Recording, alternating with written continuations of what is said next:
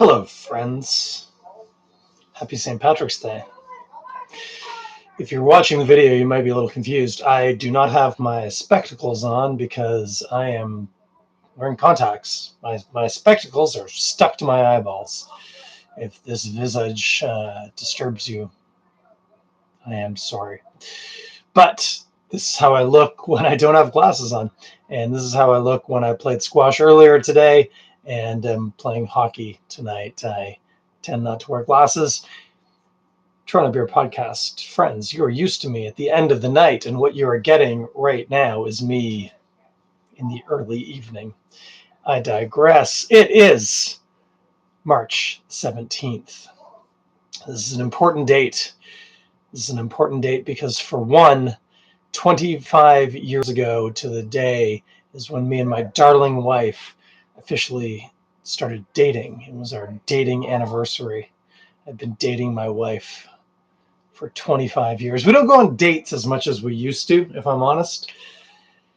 But I am still over the moon about her. I'm absolutely crazy about that wonderful woman. Also, of course, to most people, March 17th is St. Patrick's Day, and that's a big day to go out and drink a lot of beer, ideally Guinness, and pretend like you're Irish. Now, you'll note if you're watching the video, I'm currently wearing a football top. This, incidentally, is the football top of Ulster, Northern Ireland, in football, or soccer, if you prefer, association football, if you want to be very specific. Sadly, Ireland still plays as a divided island, whereas in rugby, whether you're from the north or the south, you all play for Ireland, which I think is one of the most delightful parts of rugby. But we're not here to talk about rugby. And in fact, we're not here to talk about beer. We're here to talk about saints. But to talk about saints, I did bring this beer with me. Because, of course, is a tall boy with a widget of Nitro Guinness. We don't even say the Nitro anymore. We just say it's Guinness. But I assure you, the gas in this is not carbon dioxide. I'm going to open it. Oh, yeah. Pour it for the kids at home. You'll note, this isn't just a Guinness pint glass. This was stolen by hand from a bar in Ireland. I used to have a bunch. They keep breaking. Now I only have a few. Now the thing with Guinness, I started pouring it angled, and I finish by just slamming it down the pike. And of course, with Guinness, you get that beautiful Guinness cascade. Oh, I could watch that all day. If you're listening to this podcast, I am sorry. It is a visual delight. By the way, if you heard that, I set the can down, it rocked. Anyway, I'm not here to talk about beer. Not here to talk about my amazing North Star of a wife. No, we're here to talk about saints, and specifically saints in Ireland. Now, I know it is St. Patrick's Day, March the 17th, which means by my calculations, we missed the good celebration of an Irish saint by 12 days, because March 5th marks the patronal festival of Saint Ciaran, or Ciaran. I can't quite do the Gaelic. I'm just going to call him Saint Ciaran because I'm a North American English-speaking fellow. Saint Ciaran, who was the first, arguably, depending on the hagiography you adhere to, saint of Ireland. I'm going to fill you in a little bit more about what we kind of know or think we know about him. But first, I'm going to have a sip of this Guinness.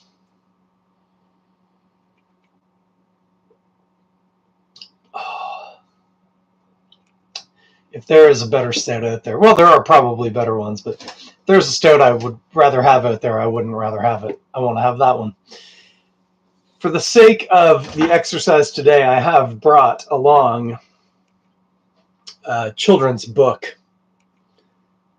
Trying to get it on both cameras. This is going to be really hard to do. The good news is, if you're listening to the podcast, you will not know whether or not the children's book is in frame.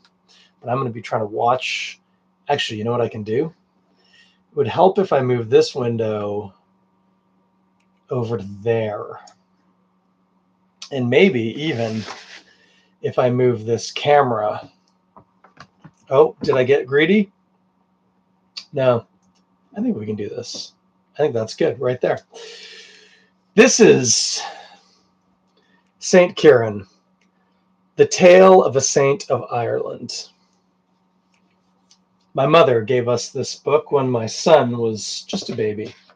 Gave him the book, if I'm honest. And you'll know that because she dedicated it. And the dedication reads, by the way, there might be points in this story where I tear up. Apologies in advance. Dear Ben, it's happening already. Someday you and Daddy and Mommy will read this book together. They will tell you how they love Ireland, and you will love it too. Love, Grandma. December 2008. St. Ciaran, the tale of a saint of Ireland. This is the equivalent of the dedication page. This story is a true story, which is to say, it is as true as any story ought to be. When the folks who live near Sagir hear this tale, they smile a smile and remember. They remember the well. They remember the fox stopping a moment on dainty paws to sniff at the stones, or the doe stepping soundlessly through the bracken, her nose to the night air, or in the wilderness, darkness beyond, the unblinking yellow eyes of the wolf. And they hear the wind that breathes over the well, murmuring a name, Ciaran. Turning pages this way is much harder than it looks. My apologies.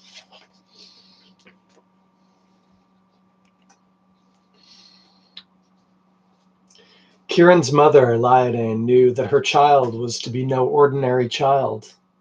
Once, walking beneath a sliver of the moon hooked in the sky, she saw a star fall, sparkling. She watched. It did not disappear, but streaked down brighter and brighter and brighter until, when she gasped, it flew into her mouth. She felt the hot glow inside her, and she knew that the star's light would spread over all of dark Ireland. Liodane birthed her son Ciaran on a day when the sunlight mixed itself with the waves shattering against the black rocks of the Isle of Clear. He was as sweet as a baby can be, and as the years trod upon one and the other, he grew sweeter still. His words were as soft as the green light of a dell, his thoughts as clear as the springs of Corca, his hands as gentle as the breezes that drew across the island. He spent his days on the shoreline, looking eastward, though he did not know what drew his eyes there. The animals of Clear trusted Ciaran. Even the badger would let him stroke his sleek sides, and the buck would stoop so that Ciaran might run his hands along his branching antlers. One bright day, a hawk stretched out his talons from the sky and gripped a tercel dove brooding on her nest. Ciaran cried out for all love, but the hawk pumped its wings and with a screech flew skyward. Ciaran's tears fell to the sand. He held his hands upward and prayed to a god whose name had never been heard in Ireland. And the hawk turned. It followed the sea breezes back, and with fierce eyes softened, gently lay the tercel at his feet. Ciaran cupped the bird into his hands, folded her wings neatly to her sides, and looked into her eyes. Laying her back on the nest, he turned to stroke the head of the waiting hawk. Forever after that day of the world, Ciaran prayed to the god whose name he did not know. and not a day went by without a wonder coming to him. He passed a blackberry thicket in midwinter, and berries sprouted into bright reds, then darkened into ripe purples. His feet warmed icy streams, and salmon swam quietly to his hands when he was hungry. At his touch, fire came from rocks, and springs he blessed tasted of wine and honey. Put a pin in that one, kids. We're going to talk about it. But still Ciaran's eyes looked to the east, and his heart longed for the name of God. And so, one spring dawn, when the winter storms had passed, Laidan stood on the shore and watched Ciaran wade into the misty sea, his coracle headed to the sun. On the mainland, he found passage with a wine merchant, and soon he stood on the prow, parting the foam, salt on his lips, wind weeping his eyes, face always to the east. They bucked through the choppy waves near the great Gibraltar cliffs, sailed by the parched wastes of North Africa, past the mountains where Atlas stood holding the sky on his shoulders, and huddled beneath the smoldering mountains of Vesuvius. And then they came to Rome. Rome. It rose mountain upon mountain, higher and higher into the sun. When Ciaran entered the city, great bells tolled golden notes. He rushed to the closest church, the first he had ever entered, and the priest was waiting there to baptize him in the name of God.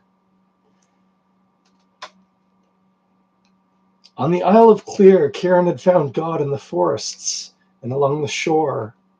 Now he found God in the churches. He found God in the psalms he chanted in monastic halls, and he found God in the streets of Rome, where his gentle hand reached warm and healing. But a day came when Ciaran yearned for the sea breezes of Clear. And on that day he met Patrick, whose eye was as fierce as a hawk's, whose voice was as gentle as a tercel dove's. I myself will come to Ireland one day, said Patrick, but you are to go ahead with the name of God in your heart. Ciaran nodded, his heart quick and glad. And where in Ireland am I to go? The flowing spring of Saghair, its water is as clear as clear, as cold, as deep as deep. There you will speak God's name. And how is it that I'm to know this spring? Patrick handed Ciaran a silent bell. Until you find Saghair, you'll not hear a sound from it, but at the spring, and here Patrick smiled, it will chime like an angel himself at the ringing. I need a quick sip of Guinness.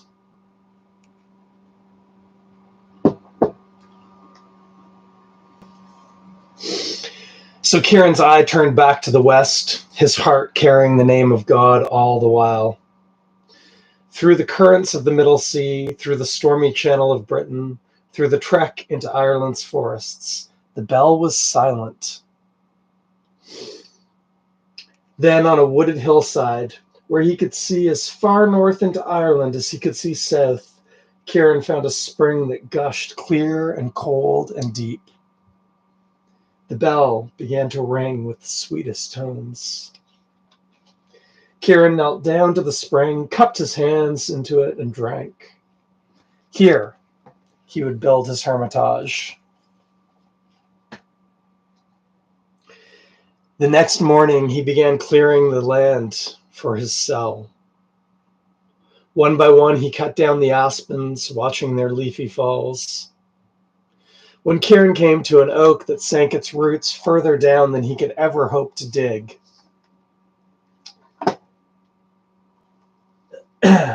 Ciaran looked into the woods, and his eyes met with the boar's. Slowly, timidly, the boar came into the sunlight. Slowly, timidly, he crossed the clearing. Crouched low, he reached his bristly snout towards Ciaran's outstretched palm. Ciaran scratched him under the chin, and the boar closed his eyes with the pleasure of it. Then, with fierce grunts and roars, the boar dug up the oak. Ciaran was never alone after that first day. The bell rang every sweet dawning, and Ciaran would wake to find the boar already at work, furrowing the garden with his tusks. With rocks, the boar rooted up trees he felled, and mud daubs from the field. Ciaran built his hermitage. He began to pray and sing. His name had never been heard before in Ireland. Every dawning, every noontime, every evening, he would kneel and sing. All the while, the boar watched carefully, and when he had finished, Ciaran scratched him under the chin. Brother boar, faithful friend.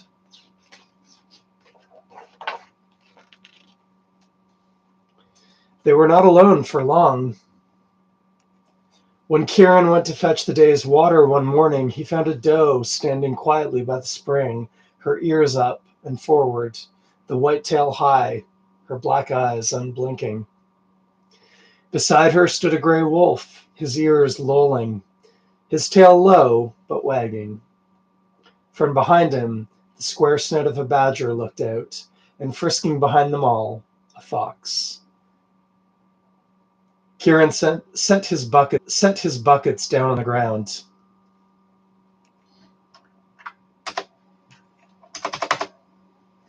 Sorry, we're having a minor technical issue here.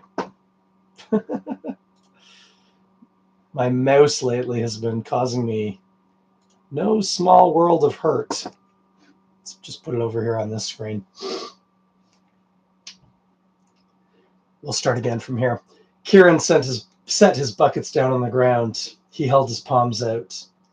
The doe stepped lightly to him. The wolf bounded and gamboled and whisked his tail in the air. The badger paraded solemnly, and the fox burst from the woods, leapt the stream, and rushed to Ciaran, his tongue hanging from his mouth. So, Ciaran said to them all, I had thought the good Lord made me to be a hermit, but I'm not to be lonely after all.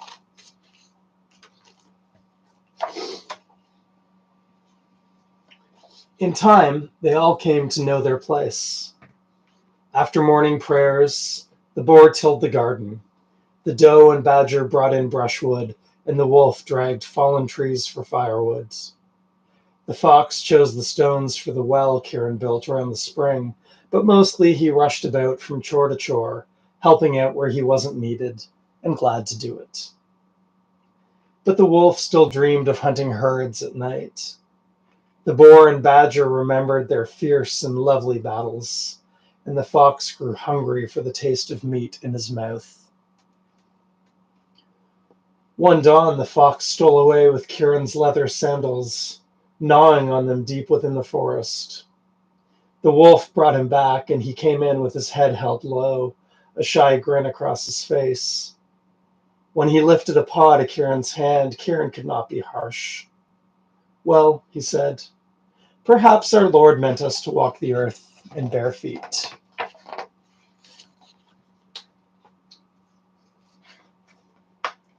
Folks who lived by Saghear heard of the animals and came to watch their prayers. When they saw the animals kneel, they began to kneel with them. When they heard Ciaran sing psalms to the name of God, they began to sing with him. And when they saw them all at tasks they did with joy, folks returned home with new hope. Ciaran built a church, crafting a niche by the altar for the bell. Some who came to watch came to stay, and he built a lodge for them. A monastery grew up beside the well of Saghear, and every dawning and every noontime and every evening, when Ciaran and the animals knelt down, more and more folk knelt down with them. Soon so many gathered that they began to ask, how shall we all eat? Ciaran smiled and pointed to the garden. Rows of brown barley, bronze wheat, and golden oats rose higher and fuller than any in all of Ireland.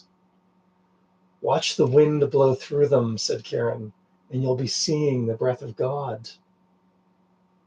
But what of our clothing, they asked. Winter draws near. Ciaran pointed to the woods.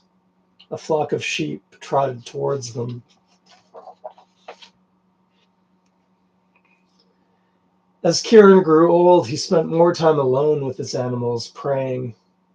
Sometimes his monks would leave him deep in prayer and hear later that he had given communion in Ross Banagher, 3 days' journey, or that he'd been seen at prayer on Cunish's Rock, far off the coast. But his monks never saw him go.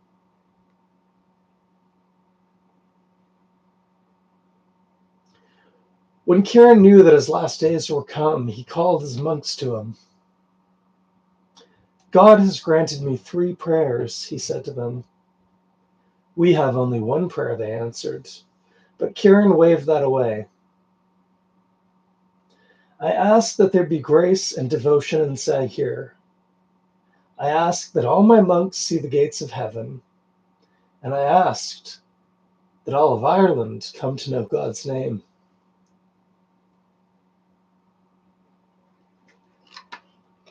They all wept, even the wolf, who dreamed no longer of anything but Ciaran.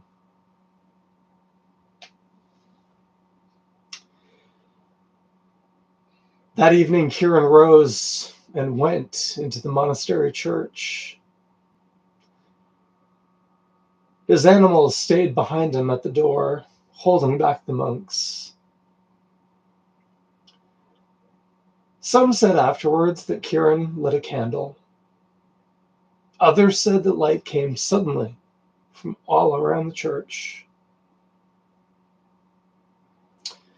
But all saw a star streak away from the monastery, back to its bed in the heavens. When the monks took their eyes from following it, they saw that the animals had disappeared, that the bell had fallen with no sound from its niche by the altar, and that Ciaran was gone from them.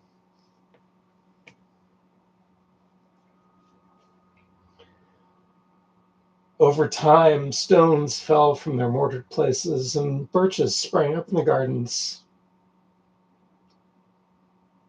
Memory faded, but some still remember and tell the story. And some still watch, hoping for a sight of the faithful animals on a summer's evening by Ciaran's well at Sahir.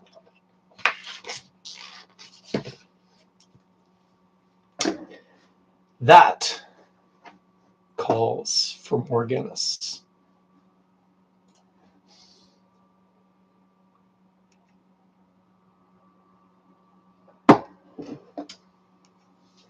Now, friends, here's the thing.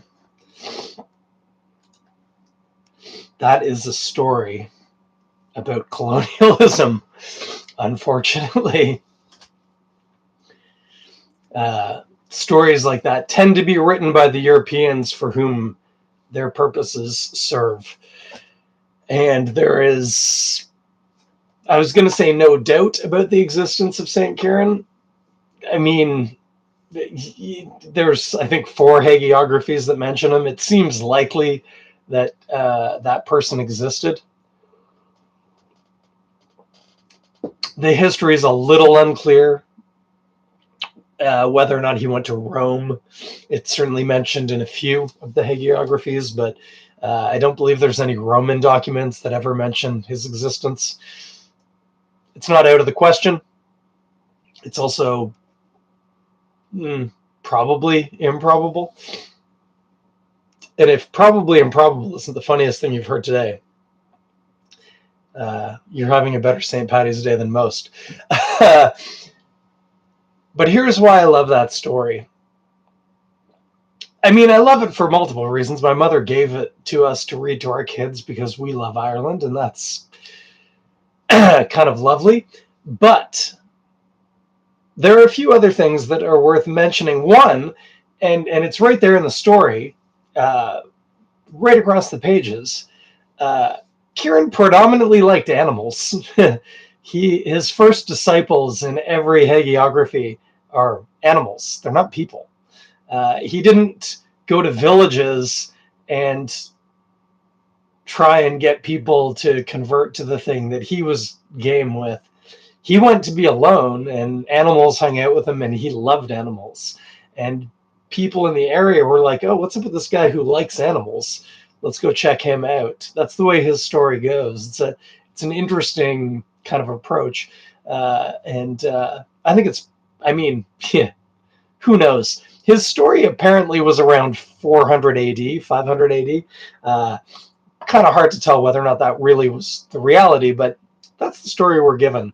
A man whose main thing was he liked hanging out with animals, and when people learned that, they were like, "Oh, that's an interesting fellow. Maybe we should hang out with him too." Much more importantly, for the sake of this podcast and for the type of people who I hope listen to this podcast, are two of his miracles.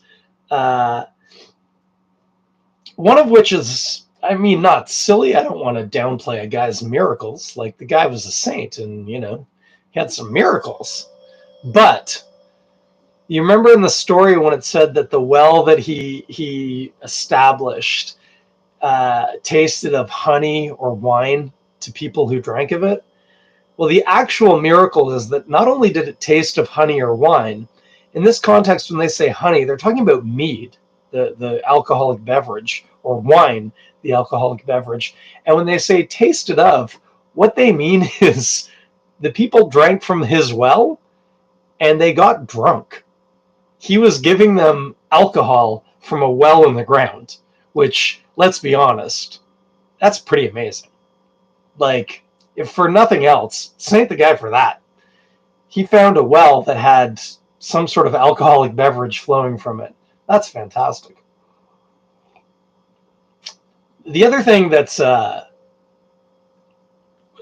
much more difficult to deal with if you're a Catholic, uh, and much more prescient to the moment, and also much less silly, is that one of the other things that were acknowledged. So when you become canonized, which is to say the Catholic Church, or whatever church, but in this context, the Catholic Church, recognizes you as a saint, one of the things is there has to be miracles ascribed to you, which is to say that you've performed some miracles. And so Ciaran, some of them were that when he was a kid and the dove got nicked by the hawk, although in some stories it's a kite, whatever. Not a kite like that you fly, but like a bird, the kite. It's a raptor. That was like his first miracle, was that he called the bird of prey back, and it deposited a dove, near death, and Ciaran took it in his hands and healed it and put it back on its nest. So that's a lovely story.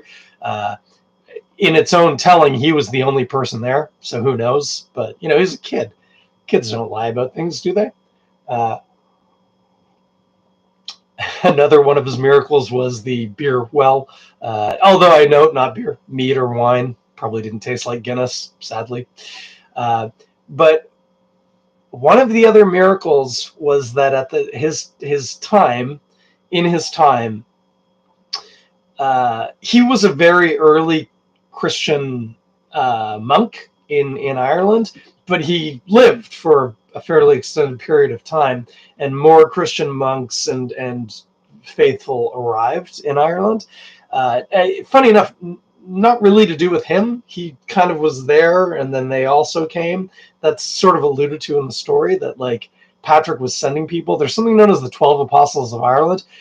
This Ciaran, this is Ciaran of Saghair. He's Ciaran the Elder, was arguably the first of what's known as the 12 Apostles of Ireland. There's another Ciaran. He was like the seventh or something. He's called Ciaran the Younger. But a lot of people were coming to, well, religiously colonize Ireland, and nationalistically too, although from different places. And Ciaran himself, of course, was not colonizing. He was from the island. But one of the other faithful, a woman who was identified as a nun, was raped and impregnated. And one of Ciaran's miracles was he prayed that basically she would have not an abortion in a medical sense, but an abortion. The baby died, her pregnancy was terminated. That's one of his miracles. That's one of the things that the Catholic Church recognized him for. And they go through a lot of and I say they, I'm talking about they back then, went through a lot of mental gymnastics. and to be fair, at the time when they canonized him, I think abortion wasn't that big a deal. It was yeah, it's a thing that happens. But basically their argument was he was doing it to maintain her honor, because a nun who had a baby, that's problematic, because that's clearly a nun who's had sex, and there's all this stuff that goes with it. And at the time, rape didn't come into the question. It should have, but it didn't. But one of Ciaran's miracles, this guy right here on this book page, one of his miracles was he prayed for the termination of a pregnancy. He prayed for the termination of an unwanted pregnancy. That was the first saint in Ireland. That's what he did. He did other things too. But that's one of the things that they canonized him for. He prayed and successfully prayed for the termination of an unwanted pregnancy. So that's the story I want to leave you with here on St. Patrick's Day. A man who may or may not have met St. Patrick before he was a saint, obviously. You don't get to be a saint till you're dead. Incidentally, Patrick's name was Merwin's sick pit or something weird like that. Anyway, met him ostensibly in the hagiographies, but more importantly was a lover of animals, was a solitary guy, and became sainted, among other things, for praying for the termination of an unwanted pregnancy. So that's my St. Patrick's Day story for you all. I hope wherever you are, you're having a bit of beer, ideally a Guinness or whatever. And yeah, little surprise app, out of order, nothing fun. I'm not going to review this. It's a Guinness. It tastes exactly the way it should. And I hope wherever you are, you're safe, having fun, and you have a great night. Bye.